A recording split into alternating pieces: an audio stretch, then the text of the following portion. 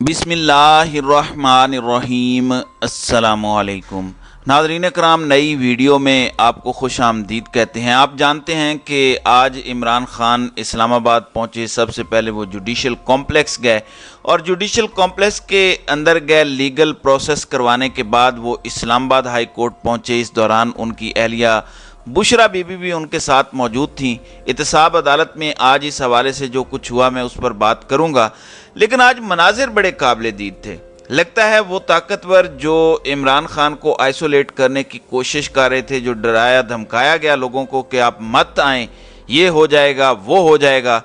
आज इवन एक बार फिर इस्लामाबाद हाई कोर्ट ने यह बताया कि दफ़ा 144 लगी हुई है। अब मालूम नहीं इस्लामाबाद की पुलिस ने वैसे तो दफ़ा 144 नाफिज की हुई है, लेकिन जजेस के खिलाफ या सुप्रीम कोर्ट ऑफ पाकिस्तान के खिलाफ जलसा करना हो तो उस वक़्त ये दफ़ा 144 क्यों एक्टिव नज़र नहीं आती।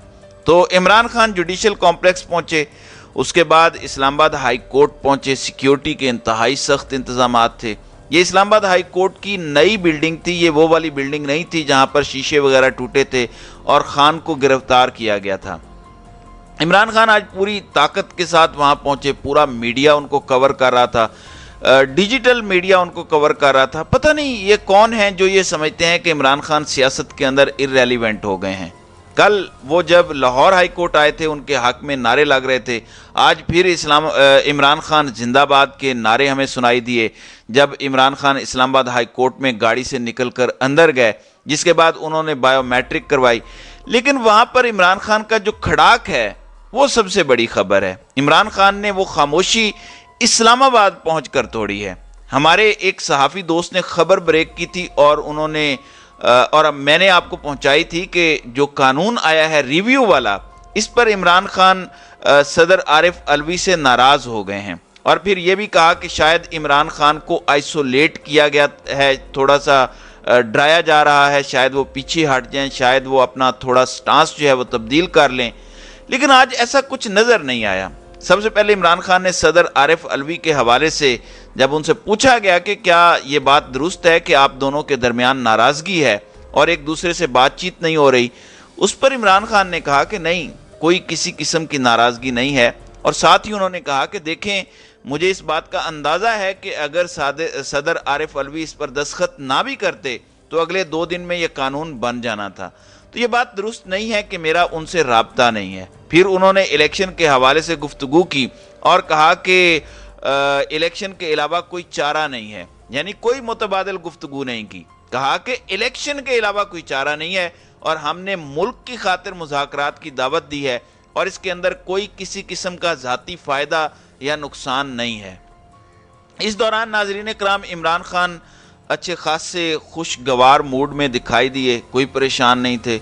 लग नहीं रहा था कि उन्हें कोई प्रेशर है या गिरफ्तारी से मुताल्लिक कोई खौफ है। इमरान खान ने एक बार फिर गवर्नमेंट और इस्टेब्लिशमेंट को लताड़ा। उन्होंने कहा कि गवर्नमेंट और इस्टेब्लिशमेंट एक ही पेज पर हैं और इस्टेब्लिशमेंट ही गवर्नमेंट चला रही है, जिसका मतलब यह है कि इमरान खान अपने स्टांस से बिल्कुल हटते जो है वो पीछे हटते बिल्कुल दिखाई नहीं दे रहे। जाहिर है उनको पता है कि उनका वोटर, उनका सपोर्टर उनके पीछे खड़ा है, बावजूद इसके कि बहुत से लोग छोड़ के चले गए हैं। तो वो अब किसी की परवाह क्यों करेंगे। अब तो इमरान खान ने घुमा के रख दिया है। इमरान खान ये भी कहते नजर आए कि लोगों ने पीटीआई छोड़ने का ड्रामा किया और कल जियो ने भी यही खबर दी थी कि कुछ रहनुमा वापस आना चाहते हैं। इवन इमरान खान ने खुद उनको रोक दिया कि किसी मुनासिब वक्त पर आपको कहा जाएगा कि आप वापस आएं और पाकिस्तान तहरीक इंसाफ को ज्वाइन करने का ऐलान करें। तो बड़ी अजीब सी सूरत हाल है। एक जानिब पाकिस्तान तहरीक इंसाफ को तोड़ा जा रहा है, दूसरी जानिब नून लीग के अंदर से आवाज़ें आ रही हैं कि किसी को माइनस नहीं किया जा सकता, तहरीक इंसाफ का वोटर ही फैसला करेगा। और ये मैं नहीं कह रहा, ये शाहिद खाकान अब्बासी कह रहे हैं कि कोई माइनस नहीं होना चाहिए, पीटीआई का वोटर ही फैसला करेगा। आपको पता है कि नून लीग तकसीम का शिकार है। वहाँ धड़े बने हुए हैं, कोई मरियम नवाज का धड़ा है, कोई हमजा का और कोई शहबाज शरीफ का धड़ा है। तो इस वक्त तो इस तरह की सूरत हाल है। दूसरी जानिब जावेद लतीफ़ जो ये कहते हैं कि आने वाले चीफ जस्टिस मुस्लिम लीग नून को इंसाफ देना चाहते हैं, वो फरमाते हैं कि अगर काजी इंसाफ नहीं करेगा تو کسی اور ادارے کے سامنے آنا پڑے گا۔ اب یہ قاضی کون سا ہے؟ کیا یہ قاضی فائز عیسیٰ کی بات کر رہے ہیں؟ وہ موجودہ چیف جسٹس کی بات کر رہے ہیں کہ وہ قاضی انصاف نہیں کرے گا؟ اب اور کون سا ادارہ ہے؟ عدلیہ ہی ہے جو انصاف فراہم کرتا ہے۔ اگر عدلیہ والا انصاف آپ نہیں مانگ رہے تو پھر کون سا انصاف آپ مانگ رہے ہیں؟ یہ بالکل بات سمجھ سے بالاتر ہے۔ غالباً طاقتوروں سے کوئی انصاف کی ان کو توقع ہے۔ اور ذرا اندازہ لگائیے کہ ایک جانب تحریک انصاف توڑنے کی خبریں ہیں کہ لوگ چھوڑ کے جا رہے ہیں، دوسری جانب وہ مسلم لیگ نون جن سے لاہور لبرٹی چوک نہیں بھرا جا سکا، وہ کیا کہتے ہیں؟ رانا ثناء اللہ کہہ رہے ہیں کہ ہماری پارٹی میں اتنی گنجائش نہیں ہے کہ ہم سب پی ٹی آئی والوں کو رکھ لیں۔ بالکل ٹھیک ہے، آپ کے پاس گنجائش نہیں ہے۔ آپ کے پاس اتنی گنجائش ہوتی تو آپ الیکشنز میں نہ چلے جاتے۔ آپ کے پاس اتنی گنجائش ہوتی تو لیول پلینگ فیلڈ کا مطالبہ کیوں کرتے؟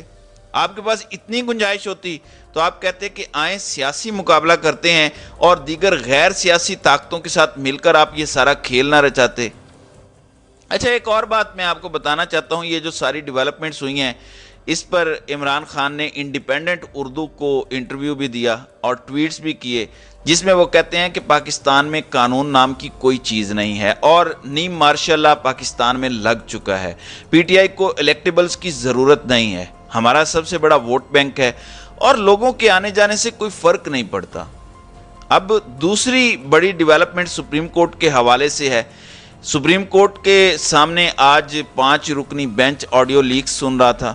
اچھا، حیران کن طور پر اس میں حکومت نے پہلے اعتراض عائد کیا، حکومت کی درخواست رجسٹرار نے واپس کر دی۔ عدالت نے کہا کہ رجسٹرار آفس کا یہ کام نہیں ہے کہ وہ اعتراض کی درخواستیں سنیں، بلکہ آپ یہ درخواستیں ججز کے سامنے بینچ کے سامنے پیش کریں، وہاں اعتراضات اٹھائیں۔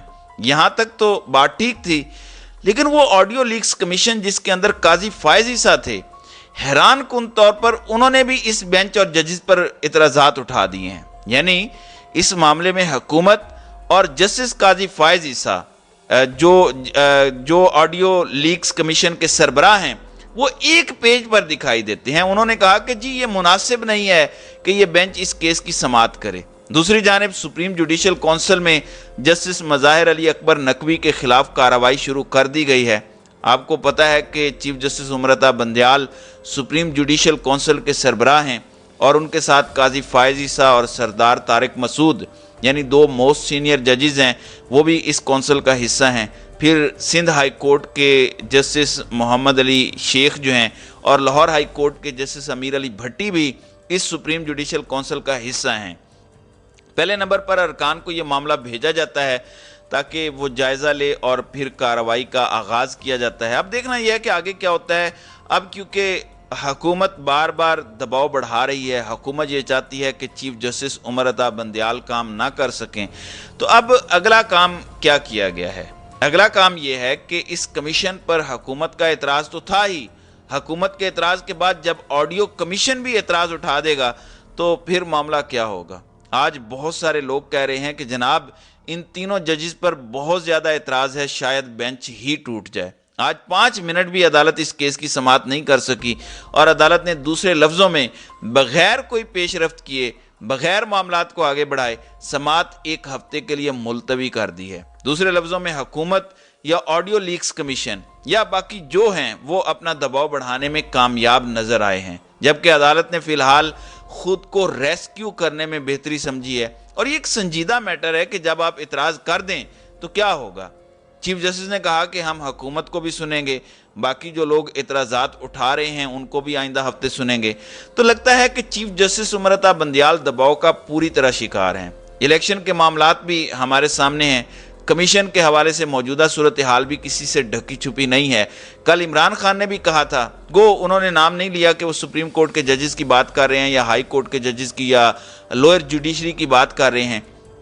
انہوں نے کہا تھا کہ ججز کو نامعلوم نمبر سے کالز آ رہی ہیں، ان کو کہا جا رہا ہے کہ تمہاری فیملیز تک پہنچ جائیں گے، ان کو کہا جا رہا ہے کہ تمہاری فائلز ہمارے پاس تیار ہیں۔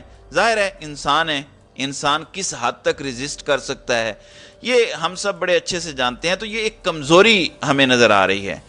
ناظرین اکرام، اب میں آخری بات کی طرف آتا ہوں۔ میں نے پچھلی ویڈیو میں آپ کو خبر دی تھی اور بتایا تھا کہ گلگت بلتستان اسمبلی کے اسپیکر کے خلاف तहरीक अदम एतमाद जमा करवा दी गई है और 33 रुकनी ऐवान के अंदर 16 अरकान ने इस पर दस्तखत किए हैं। अब इसकी कुछ और अपडेट हुई है। मैंने आपको बताया था कि सितंबर में तो सदर का ओहदा वैसे ही ख़त्म हो जाना है, तो अब कोशिश की जा रही है कि गिलगित बल्तिस्तान में भी तहरीक इंसाफ की हुकूमत नहीं होनी चाहिए। तो कहा जा रहा है कि खालिद खुर्शीद से अपोजिशन तो पहले ही नाराज़ थी, अब तहरीक इंसाफ के अरकान भी उनसे नाराज़ दिखाई दे रहे हैं। तो इस हवाले से बताया गया है कि उनको हटाने की भी तैयारी मुकम्मल कर ली गई है। अब देखें कि आने वाले दिनों में कब उन्हें हटाया जाता है। तो नाज़रीन कराम, आपकी इस वीडियो के हवाले से क्या राय है? आप अपनी राय का इजहार कमेंट सेक्शन में ज़रूर कीजिएगा।